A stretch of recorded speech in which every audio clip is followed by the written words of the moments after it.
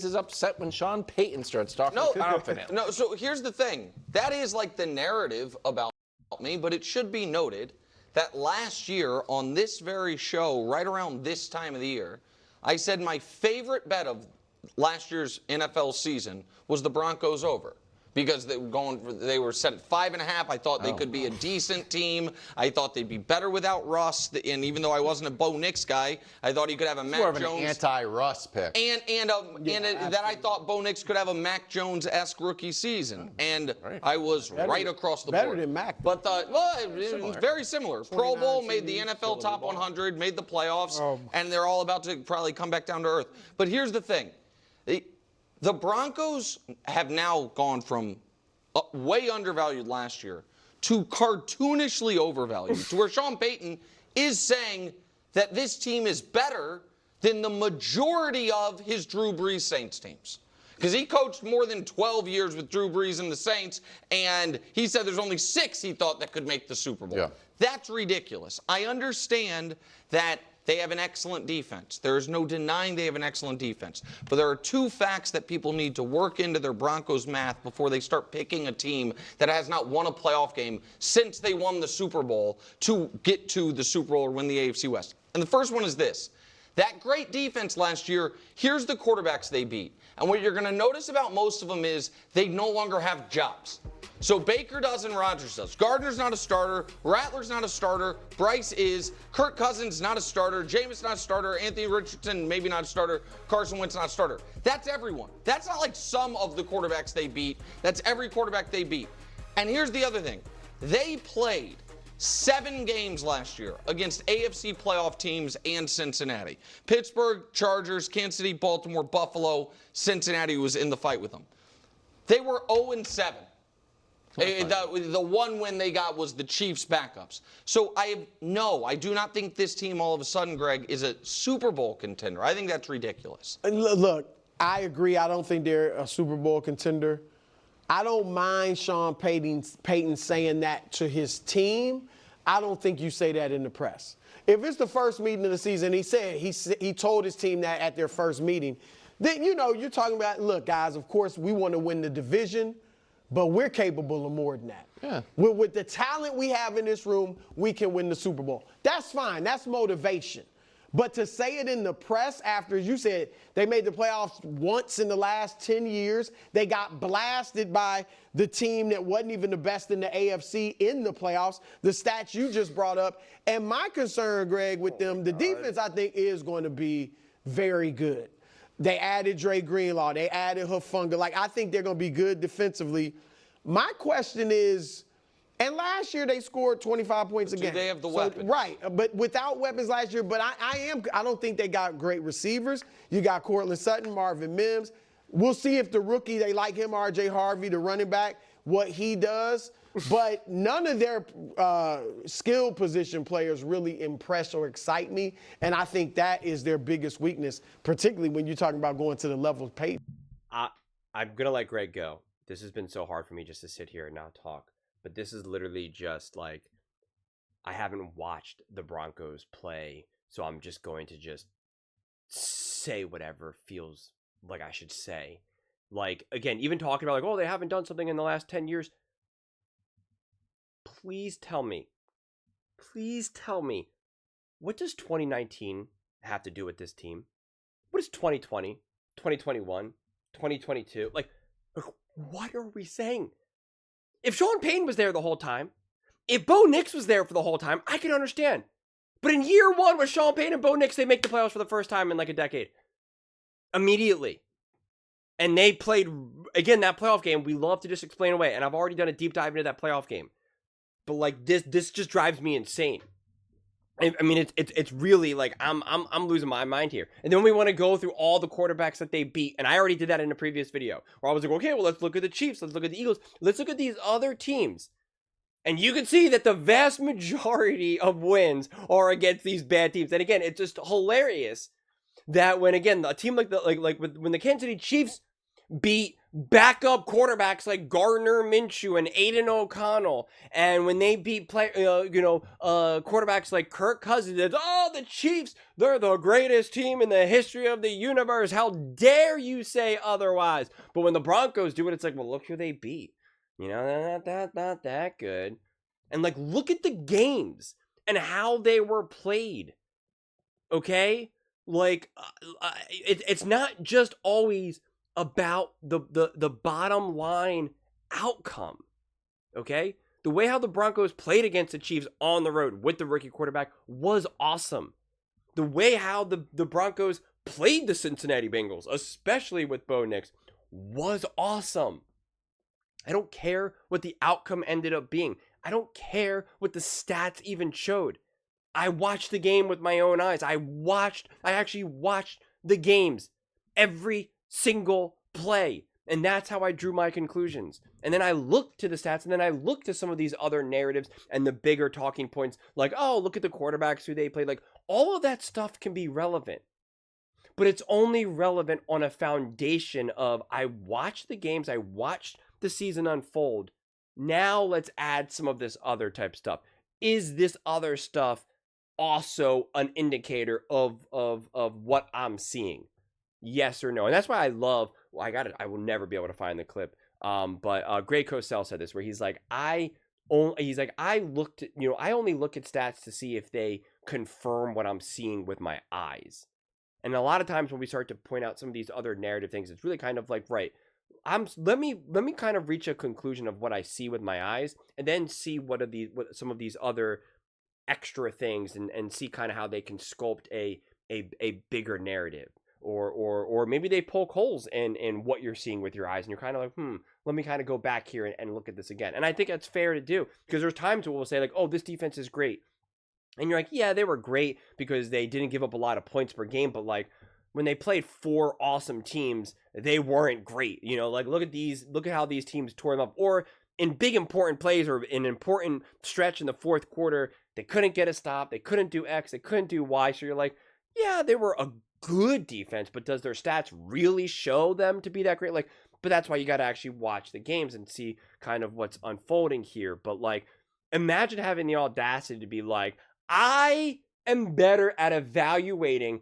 how great the Super Bowl roster is more than Sean Payton. Like, I believe that I have a better grasp of how great those New Orleans Saints teams were, and what team was able to win a Super Bowl or not, more than Sean Payton. I have a better idea of that than the literal head coach / GM, quite frankly, of that team.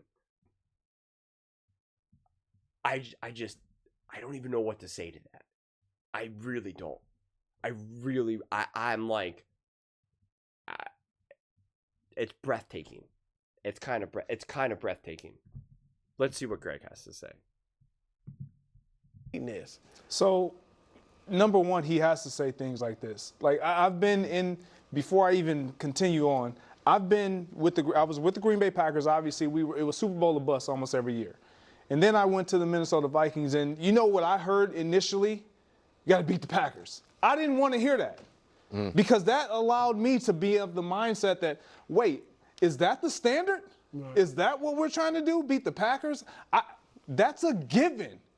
And so what Sean Payton is doing, he's setting the table. He understands there's a big red giant that's in the division. We all know that. I don't need to say we got to beat the Chiefs. We know we got to beat the Chiefs, but in order to beat the Chiefs, we need to win forget beating the Chiefs, just let's win the division. That has to be the primary focus. And so you set the stage, you set the bar. You made the postseason last year. You don't want to go in reverse. No one wants to go in reverse. Everyone wants to start to put building blocks on top of building blocks and improve every single year. So when you have that type of success, regardless of who you beat, all those quarterbacks, because had they lost to those quarterbacks, you know what we would have said? They didn't even beat this guy. They didn't beat that guy. So they took care of that business. Now, in terms of their roster, I think he loves the idea that they don't have superstars. Oh. They don't have that guy where we're looking at that team saying, oh, if you stop him, they're done. They don't really have that offensively. You got to play them honest. Name a guy on their offensive roster where you look at them and you feel like you can. That's not a positive. I'm not saying it's not a positive, but it's also not a negative when that's all you've known. But are those skill position players good enough to take them to the next level, as he's talking about? When a championship winning head coach says, "I've been on 6 teams that I believe." He says some wild stuff, man. I understand that. And the media, listen, friends of mine are included in this.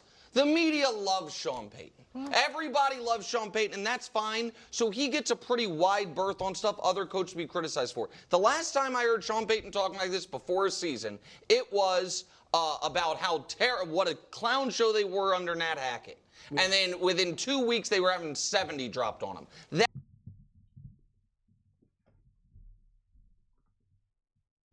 Let me ask you, Denver Broncos fans. Was it a clown show with Nat Hackett? And within the first year that Sean Payton was there, did things immediately get better? And did you feel like you finally had a team that you were starting to be able to take steps forward with?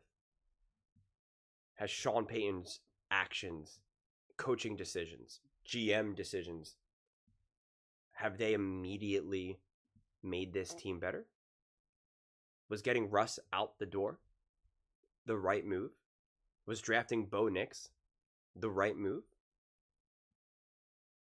Did he lead this team to actually get to the playoffs and even compete with the Buffalo Bills? I know the floor fell from underneath them. I get it. But when you look at that game, they were there in that first half. They were there. And again, now we're going to downplay the Buffalo Bills. They couldn't even beat not even the best team in the AFC.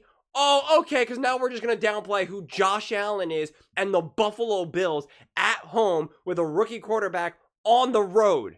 We're just going to downplay that completely now. Like, that's not like a brutally difficult place to play in and a quarterback to go up against. Like, really? Like, I know Jane Daniels beat the Tampa Bay Buccaneers, which I praised and I predicted, and I believe in Jane Daniels. It's a little different going to Tampa Bay and playing Baker Mayfield on the Bucs than going to Buffalo and playing Josh Allen.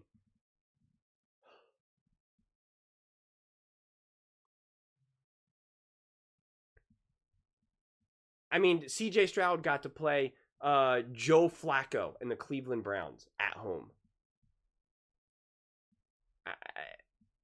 We lose our ability to have nuanced conversations way too easily. And it's because we are so firm in the views and the conclusions that we draw that we refuse to change them. We refuse to navigate them. And it's something that I struggle to identify with because it's like the only way my mind works. Even with my own firm conclusions. I'll make a video that I am so confident in that I'll make a bold statement claiming, and that's not necessarily like the foundation of how I approach this, but like I'll really believe in something. And if I read a series of comments where they're like, you're wrong, you're wrong, you're wrong, I go, like, am I wrong? I mean, and then I gotta think about it. And then, like, sometimes it gets me in trouble because I'm just like, dude, you're letting people gaslight you right now, or it depends on the topic, obviously. And I'm like, am I? I don't know. And then I talk to other people in the comment section, people whose opinions I definitely trust, some people who I'm like kind of like, I don't even know who you are. This is your first comment ever, and it's like, then you kind of make sense of it. But I'm always constantly evaluating. But like, to act like we're now going to downplay what the Denver Broncos have done and have accomplished in year one with Sean Payton and Bo Nix.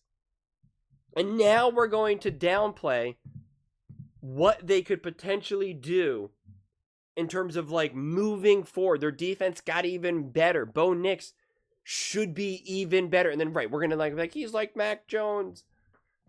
I mean, it's just, I thought about this. I pointed this out before about kind of like why there's such like pushback on the Broncos. And it's funny because Nick Wright does not think that Sean Payton's obviously as great of a coach as other people believe in. which then only reinforces the idea of like, well, I guess Harbaugh's not that good of a coach. Pete Carroll's not that good of a coach. Sean Payton's not that good of a coach. Those teams aren't that good. Those quarterbacks aren't good, but yet you still want to throw a parade every time the Chiefs win the division and drop banners when it's just like, well, you're beating bad coaches and bad quarterbacks. Like, why is that impressive? That's neither here nor there. But then when you want to bring down an individual quarterback, you want to say, well, Sean Payton, he's an unbelievable coach. And if he struggles, Bo Nix struggles, it means Bo Nix is a bad quarterback. And it's like, well, you don't even really believe in the coach in the first place. So like, it's like I always say, what conversation are we having? But I reached this other conclusion the other day where I kind of talked about how it's hard when the Chiefs have been the main breadwinner for content, for all the people out in the media to be like the Chiefs, the Chiefs, the Chiefs. And then these individual guys are going to build fan bases and followings of like, man, you're always so right about the Chiefs, like whatever it may be. And I'm observing this with Wilds, actually, currently with the Philadelphia Eagles. He's defended the Philadelphia Eagles a lot recently. And I'm positive that there's probably an avalanche of Eagles fans who are like, Wilds, you're the best. You're the best. You're the only one that pushes back on Nick Wright and all of this. And I'm sure he loves it. I'm sure he's just like, this is great. This is great. And then he kind of goes too far where he's like, who's to say that Nick Sirianni isn't better than Andy Reid? And it's like, see, you're letting now the comment section steer your takes. And you can't let that happen either. You got to still remain true to yourself, right? Stay true to the reality of the moment and of the take. And with this though, what I realize is like there's probably multiple effects going on with teams like the Denver Broncos going up against the Kansas City Chiefs. One, the Kansas City Chiefs are no doubt a safer bet because of who they've been. Patrick Mahomes, Andy Reid, Spags, etc., etc. That will always be the same. Not, I shouldn't say always, but right now, that is absolutely undeniably the safer bet, right? So now, if you're just like kind of hedging your bets in terms of like, I have takes, I'm in the media, I need to be right, I'm going to go with the Chiefs, right? Because it's just like more often than not, I'll be right. It's a safer take. There you go, right? On the other side of the coin, it's you don't want to anger the fan base that you just now grew because over these years, every time you keep saying the Chiefs are going to win the division, the Chiefs are the best, the Chiefs are the best, they're like, yeah, you're the best, you're the best, you're the best, which is what I talked about. But also, you now are only so much more familiar with the Chiefs and Patrick Mahomes and Andy and all that, right? So you know that team so much better, more intimately. I try to cover all the teams. I watch all the games. I take the notes. I do all the things that I can. I'm not going to deny that I know other teams better than other teams. Like, spoiler alert, I know the Lions, the Eagles, the Bills, the Chiefs, the Ravens way better than I know the Jacksonville Jaguars, the Carolina Panthers. Like, it's just the way it is. The New York Giants. I know the Washington Commanders infinitely better than I do the New York Giants. Because even though I'm still watching and taking notes, I'm still a human. I'm still going to care more about when I'm watching the Washington Commanders because I know this team is going somewhere. There's a real chance that this team is going to be in the playoffs, that they can win playoff games. The Giants, by week 3, I reached the conclusion, they're not going anywhere. It doesn't really matter, honestly. And you have to. There's only so much time in the day. And now this can now be a thing for years. I have extreme anxiety. I need to know who these teams are. And it makes me uncomfortable for me to form a take not based off of something that I've really thought about or reached a conclusion about that I've seen with my eyes. Like, I can't just be like, I think the Browns are going to be a top team in the NFL. And it's just not really based off of me, like, actually watching or knowing where that team is going. And so I think, like, naturally, you're going to have plenty of people in the media just be like, Chiefs. Like, I don't really need to care about the Raiders. I don't really need to care about the Broncos. I don't really need to care about the Chargers. And I get that. Again, last season, like, I mean, especially once Trevor Lawrence went down, I was like, I don't care about the Jacksonville Jaguars. Like, it doesn't matter to me. But now when you have a team that's now threatening what you already know, there's like that kind of pushback of like, look, because I could see it right now. It's like, I know the Cowboys, know the Commanders, know the Eagles, right? And it's just like, if I now had to add the Giants, if now the Giants were great, it's like, if I really need, it's kind of nice that I don't have to worry about the Giants as much right now. Like, I got to figure out like who their quarterback is now. And like, are they better with Russ or Jackson? It's like, I don't want to do that. It's too much work. It's like, no. And it's just easier for me to be like, no, the Giants aren't that good. They're no threat to anyone. They're not going to win the division. No, I don't want to think about it. And that to me is what we see with like the Broncos. And even the Raiders and the Chargers, it's like, nah, just Patrick Mahomes and Andy Reid. And okay, I just know Patrick Mahomes and Andy Reid. That's all I need to know. Good night. I can go to sleep now. It's if I actually have to think about the Broncos being a legitimate threat, now I got to figure out who are the Broncos. Who's actually on their team? Is that a great draft pick? What are they building? How good was their defense? It's like, it's more work that I got to do. And nobody likes to actually do the work. And I really think that's why we often see some of this pushback as well. It's just kind of like, one, it's like, I've been saying a lot of positives about the Chiefs. And so, if I ever say anything positive about the Raiders, Chargers, or Broncos, I'm going to get pushback. And I'm going to anger some fans. Like, legitimately. It's a legitimate thing. You could lose subscribers, undeniably. I don't play that game at all. I refuse to play that game. I believe in the Chargers. I believe in the Broncos. And I don't think the Chiefs are falling off a cliff. And I'm not going to tiptoe around that. I'm not in order to get extra points with the Broncos, I'm not going to say the Chiefs are terrible. They're not going to go anywhere. Like, it's just not what I'm going to do. I try to be as honest as I can. But I am observing also the pushback of just this, I don't want to have to worry about it. The Broncos now, like, I know the Bills. I know the Chiefs. I know the Ravens. Like, don't add another team now. Like, that's a lot of work. It's so nice to only have to really know like 6 teams. It's the Chiefs, the Eagles, the Bills, the Ravens, and it's like everyone else is like, we'll see. Yeah, CJ's on the Texans. That's nice. I know CJ. I know Nico.